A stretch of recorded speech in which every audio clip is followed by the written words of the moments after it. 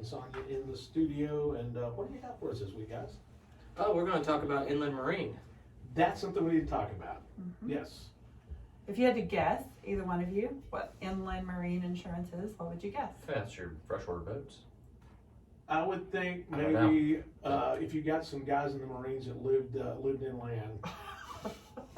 And that's why we're here. Okay. Yeah, you're paying. It's gotta be. Yeah. That's exactly right. Okay. Oh my gosh, you married this guy? I mean, I didn't know it either when we went live before. You married him for the car. We all know. Okay, It's so true. we I dated him for the car. So That we got is true. cruise ships going in the in inland, right? Inland Marine, and so it's very Bigger insurance boats. insurance terms sometimes don't get updated. Okay, Okay. it's an old term. It has nothing to do with boats. Wow. Oh. It is property that's moved around. So back in the old days when insurance started, when they started insuring things, they insured shipments across the ocean. And so those things moved. Huh. And so instead of coming up with a more clever name for property that moves on land, they just called it Inland Marine. So And it's like shipping stuff. No, Or it's just items? property that moves. It could be a lot of things. Oh, okay. It could be. I'll stay out of this. No, that's why I'm so off. I asked you the question. I mean, I wanted you to interact.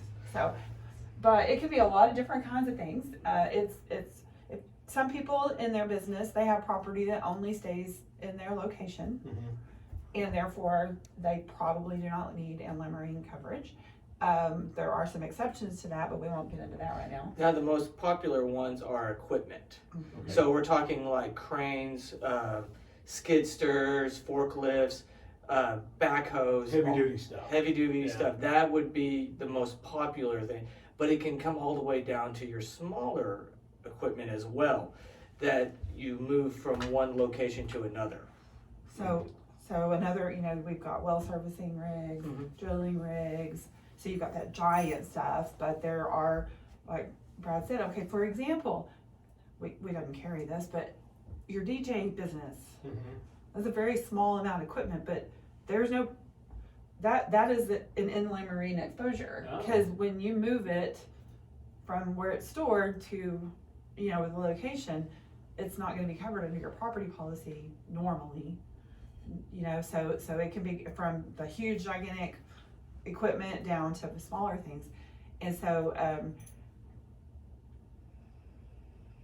basically, the thing that I guess to think of is if it doesn't stay at my location all the time, because if it does, you probably have property coverage on it, then you need to look at inland marine coverage. So let's say a business, like a rental business, it rents out a lot of equipment like that. This is something they really have to take advantage of.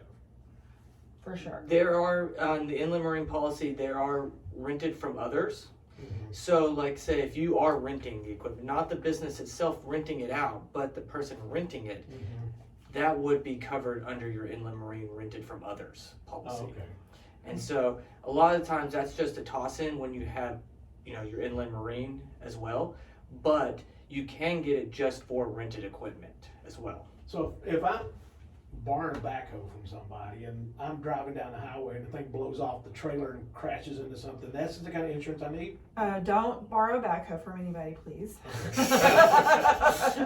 And when you borrow something, it's a whole different subject than if you rent something or if you own something. So if you have a business and you have a reason to rent a backhoe and move it, or if you own a backhoe and you're going to move it from one location to the other, or a backhoe is usually probably not ever stored inside of equipment, so you definitely are going to need some kind of equipment coverage for that backhoe, whether it's inland marine equipment policy kind of thing. So if your standard property policies, again standard because their specialty was to cover the contents, the business personal property, while they're in the building or within so many feet of the building. location. Not very far. Do people give you the side look whenever you say inland marine? We usually don't say it. I like the term I like to use is equipment floater. Oh, Yeah. okay. Yeah, because Yeah, we don't try to stump our clients like we tried to stump y'all. Cause this man, morning. I'm out for lunch here, right? Yeah.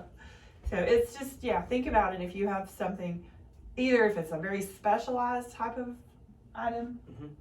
where you're worried for things other than it just somebody stealing it out of your building or your building burning down and it burning up. If it's specialized and something happens to it and you couldn't have your business, that could be an inland marine kind of coverage. Or if you have property that doesn't stay at your location or is never at your location, then. Okay.